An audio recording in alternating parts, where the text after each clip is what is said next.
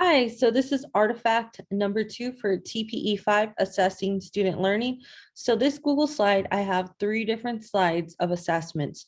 The first one is Alex. So for my math class, I use this website. It's a really great resource for my classes. And it actually breaks down the textbook and you're able to modify based on your students' needs. And so what that means is in the beginning of the school year, I assess students and I'm able to see where they're at, their present levels, what they can and can't do, what they've mastered.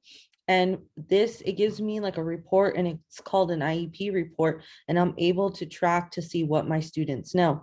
Well, the first slide that I gave you is from that platform, Alex, and it gave me an assessment result. I gave my students a quiz, and I was able to see it's a very small class, and I was able to see 5 out of 6 of those students passed that assessment with, I believe it was like a 76 percent accuracy. So then I go back and I see, okay, what do I need to review? Yes, I had students that received A's and B's, but then I had a student that didn't pass. So then I go back and reflect, okay, why is that student not passing?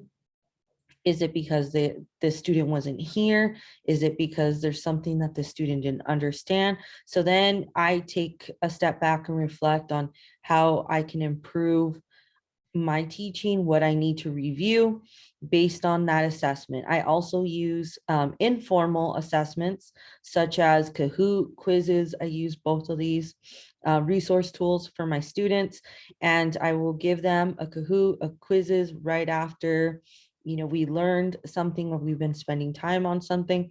And then I'm able to see, okay, which student was able to grasp this question, this material, and what do I need to review? So if I see a question that, let's just say, almost all of my students got incorrectly, then I know this is something that I need to go back and I need to review.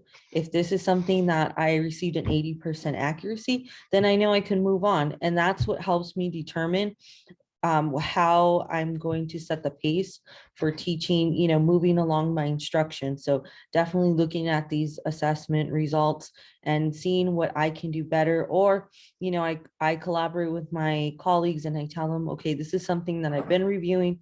I'm not getting that 80% accuracy target. What can I do? Reach out to other people. And I also didn't include, but I also do at the end of every single period, I always do an exit ticket for all of my classes. So sometimes it could be a problem that I write on the whiteboard, give them an exit ticket slip.